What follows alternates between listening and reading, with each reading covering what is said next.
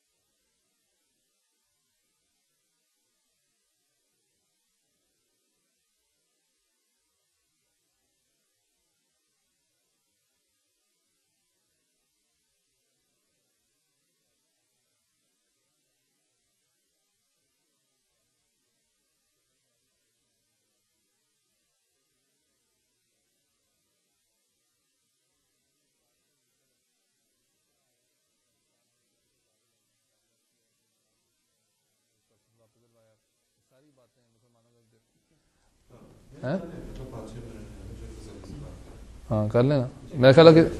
آخری سوال ہے نا، اس کو دوبارہ انٹریس کر لیں، مجھے یہ لگتا ہے۔ اور دوسرا یہ کہ وہ جو ہے نا بات کو بھی کہیں باتوں میں کہتے ہیں کہ اس وقت جو بھی کوئی دفاع کرتا ہے عیسائیت کا وہ مسلم کے کلام سے باہر کوئی نہیں کیا سکتا۔ ٹھیک ہے ٹھیک ہے، سر پھر یہ میری گل تسی بیان کر دینا جی، آسان نے بیان کی ہے نا کہ حضرت مسیح السلام دے علم کلام تھی فیض پاک کے جڑا بھی شخص ہوئے گا جو بھی جواب دے گا ذرا تھوڑا انہوں میں خل ایکسپینڈ کر لیے آخری سوال نو۔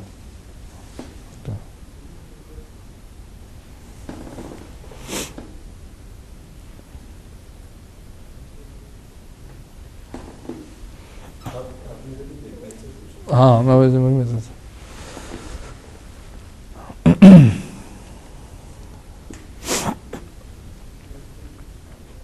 سر جس طرح ابھی باسط شاہد صاحب نے بتایا کہ اسلام کے دفاع کے لیے اس وقت صرف حضرت مسیح موعود علیہ الصلوۃ والسلام ہی تھے جو آپ اسلام کا دفاع کر رہے تھے۔ میں یہ پوچھنا چاہوں گا کہ اس وقت حضرت مسیح موعود علیہ الصلوۃ والسلام نے ہر پہلو سے، ہر زاویے سے عیسائیت کے حملوں کا جواب دے دیا ہے، تو پھر تو اس وہاں پر اس خطے میں ایک عظیم الشان انقلاب برپا ہو گیا ہوگا آپ کے جوابات سے۔ بے شک، اور ایسا عظیم انقلاب پیدا ہوا کہ جو مسلمان بالکل مرجھا چکے تھے اور ان کو آگے کوئی رستہ ہی نہیں تھا نظر آ رہا، اور وہ سمجھتے تھے کہ اب اسلام جو ہے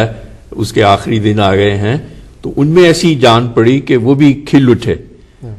اور پھر وہی جو براہین اور دلائل حضرت مسیح موعود علیہ الصلوۃ والسلام نے پیش کیے، انہی دلائل پہ کھڑے ہو کے تو انہوں نے بھی اسلام کا دفاع کیا، اور یہ چیز جو تھی وہ حضرت مسیح علیہ السلام کے ذریعے سے پھیلتی چلی گئی، اور ہندوستان کے ایک حصے سے لے کے دوسرے حصے تک، اور ایک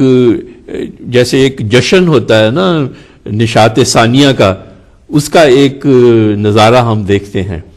اور پھر لوگوں کا قادیان میں آنا جو تھا شروع سے لے کے آخر تک، وہ تعداد جو تھی وہ لاکھوں تک پہنچ گئی، اور ایک ایسا کرشمہ اللہ تعالیٰ نے دکھایا جس کی بنیاد ایسی پڑی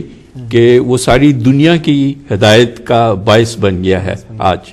اور آج دنیا میں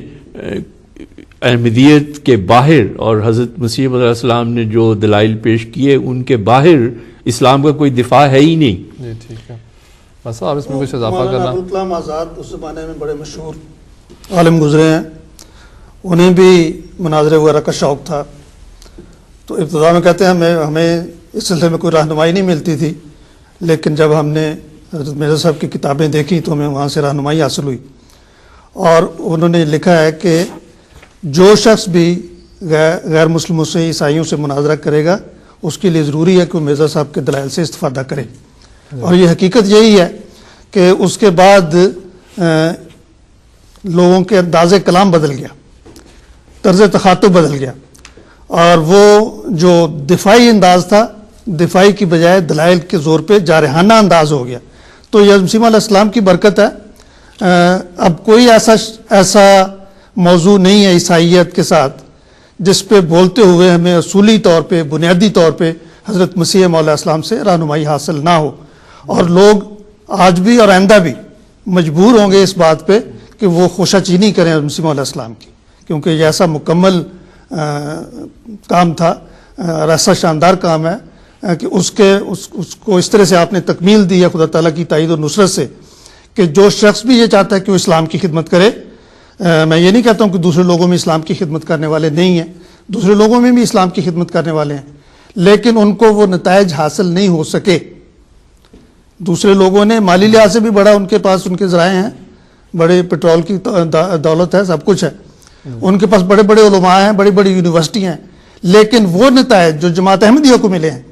وہ برکات اور تائیدات الہی جو جماعت احمدیہ کو ملی ہیں، اس میں یہ فرق ہے۔ اس کی وجہ یہی ہے کہ حضرت مسیح موعود علیہ السلام نے خدا تعالیٰ سے علم پا کر ہمیں ایک ایسا رستہ دکھا دیا تھا کہ اس رستے پر چلنے کے بغیر کوئی اور ذریعہ ہی نہیں ہے۔